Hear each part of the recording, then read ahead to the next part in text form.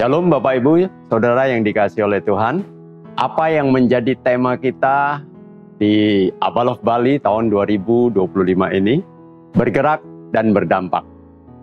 Salah satu proses yang kita bisa lakukan ya untuk kita bergerak dan berdampak adalah seperti apa yang dikatakan oleh firman, bahwa kita ini adalah garam dan kita ini adalah terang dunia.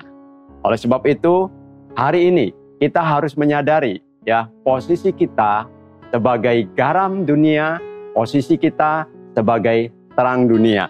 Seperti apa yang dikatakan oleh firman Tuhan di dalam Matius 5 ayat yang ke-13 mulai dikatakan, kamu adalah garam dunia.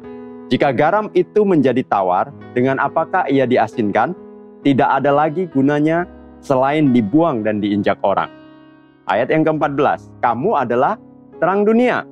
Kota yang terletak di atas gunung tidak mungkin tersembunyi. Ya. Nah, jadi Bapak Ibu saudara dikasihi oleh Tuhan, ya, kita ini adalah garam dan terang dunia. Itu adalah identitas kita ketika kita ada di dalam Kristus. Jadi kita bukan lagi menjadi, ya, tetapi kita adalah garam, adalah terang, ya. Karena bahasa Inggrisnya berkata, you are the salt of the earth, dan you are the light of the world. Ya, kita adalah garam dunia, kita adalah terang dunia. Ya, sekarang tinggal bagaimana kita bisa mengekspresikan ya garam dan terang yang adalah kehidupan kita. Ya, Bapak Ibu yang dikasihi oleh Tuhan, saya lahir dan besar ya di Sumatera Utara. Kita tahu Sumatera Utara sebagian besar ya penduduknya itu beragama Kristen. Tetangga-tetangga saya banyak orang Kristen. Tetapi kenapa dari dulu saya tidak tertarik ya untuk menjadi orang Kristen ketika saya masih tinggal di Sumatera? Saya justru bertobat ketika saya keluar ya dari Sumatera Utara. Ketika saya pindah ke Jakarta. Kenapa Bapak Ibu? Ya karena saya melihat kehidupan orang-orang Kristen yang ada di lingkungan saya, mereka tidak lebih baik dari kehidupan saya. Saya katakan lebih baik karena saya belum mengerti yang namanya benar itu seperti apa. Yang saya tahu itu adalah baik. Kalau kehidupan mereka tidak lebih baik dari saya, kenapa ya saya harus mengikuti mereka? Nah, Bapak Ibu yang dikasihi oleh Tuhan, bukankah hal ini juga sekarang ini ya kadang atau mungkin sering kita jumpai ada orang-orang yang tidak percaya kepada kekristenan ya karena orang-orang Kristen tidak menjadi contoh, tidak menjadi teladan yang baik yang bisa diikuti oleh orang-orang yang tidak mengenal Tuhan di dalam kehidupan mereka. Kenapa ini bisa terjadi ya?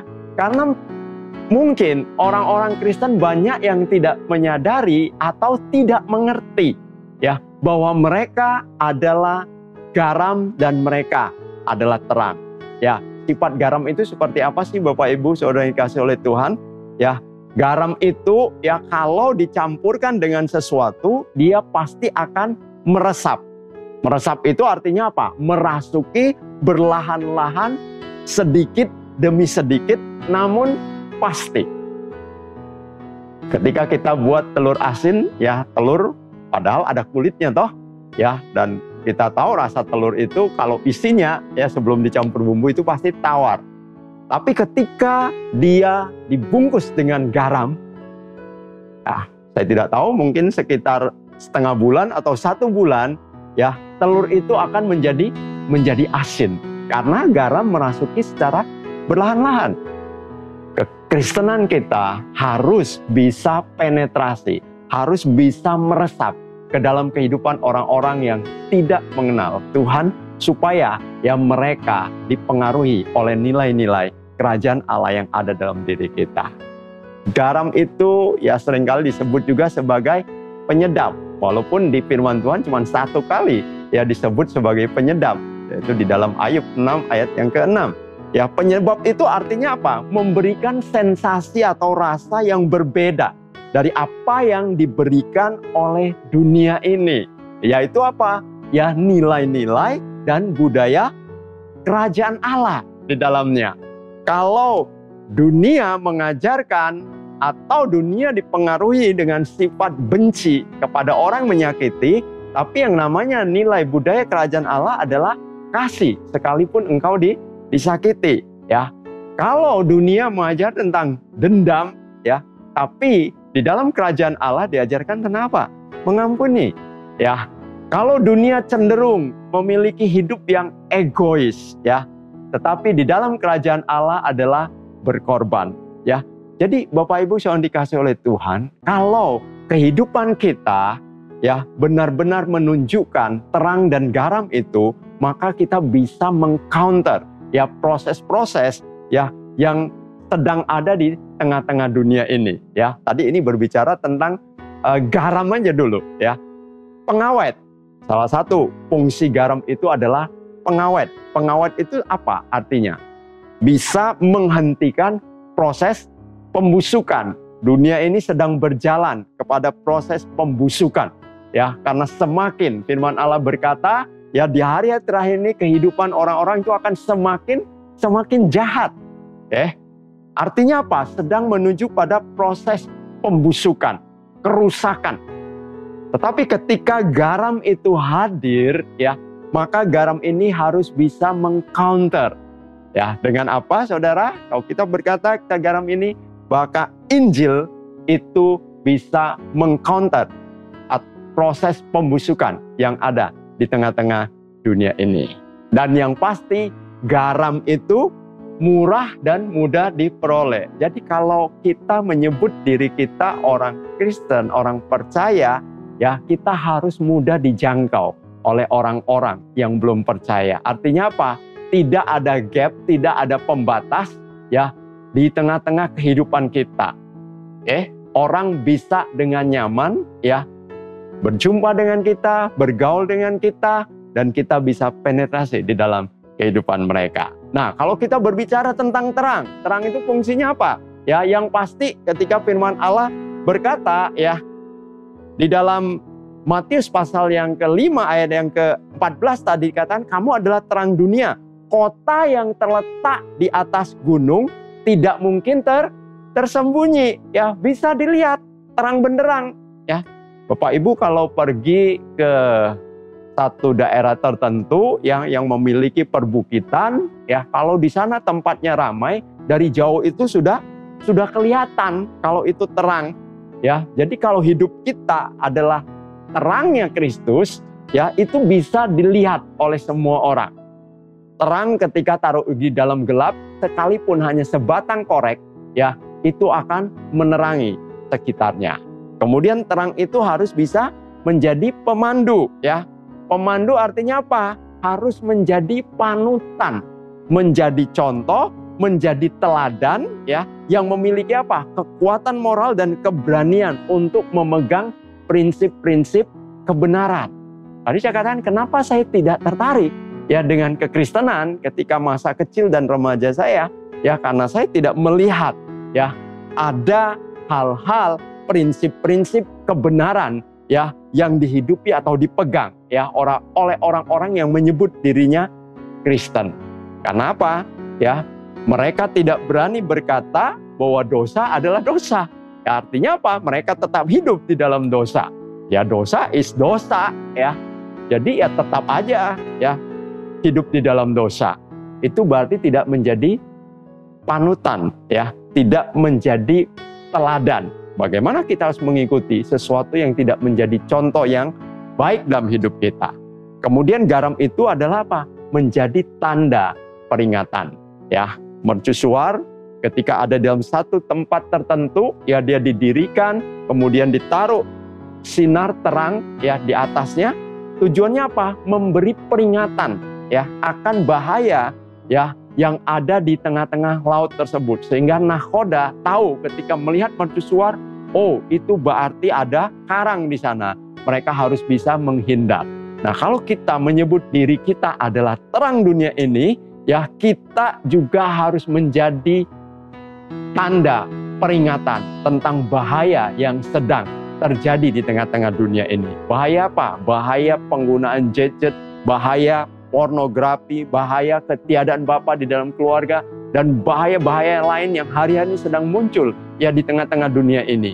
Maka kalau diri kita ini adalah terang, maka kita harus memberi peringatan untuk proses tersebut. Jadi Bapak Ibu yang dikasihi oleh Tuhan, ya kalau kita mau lebih lagi bergerak dan lebih lagi berdampak, maka kehidupan kita ini harus benar-benar bisa mengekspresikan garam dan terang yang adalah keberadaan kita. Efesus 5 ayat yang ke-8 dan 9 berkata, memang dahulu kamu adalah kegelapan, tetapi sekarang kamu adalah terang di dalam Tuhan. Sebab itu hiduplah sebagai anak-anak terang, karena terang hanya berbuahkan kebaikan, keadilan, dan kebenaran. Saya percaya ketika kita hidup dalam terang, kita ini adalah terang.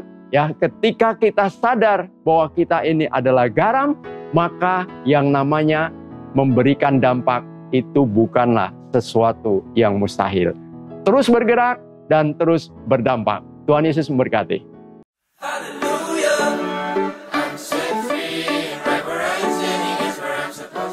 Shalom.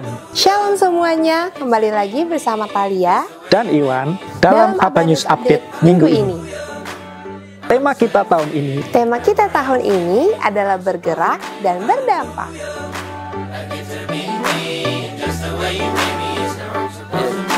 Okay. I've been trying to find a way to get away. Don't wanna listen to what other people say, cause they don't know what I've been going through today.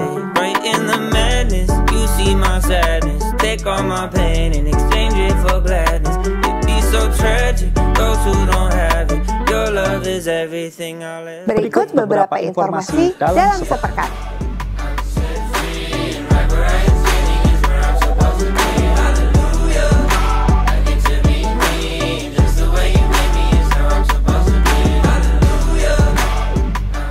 Worship Night akan diadakan pada tanggal 12 Maret jam 7 malam di lantai 3 Abalok Bali. Yuk sama-sama kita doakan Pulau Bali yang kita cintai ini. I've been putting up a pretty solid fight, but lately I ain't been sleeping well through the night. And sometimes I don't know if I wake up alive. And right in the madness, you see my sadness. Take all my pain. Dalam bulan Maret ini, janji iman misi akan kita mulai kembali. Your love is everything I'll ever need. Hallelujah.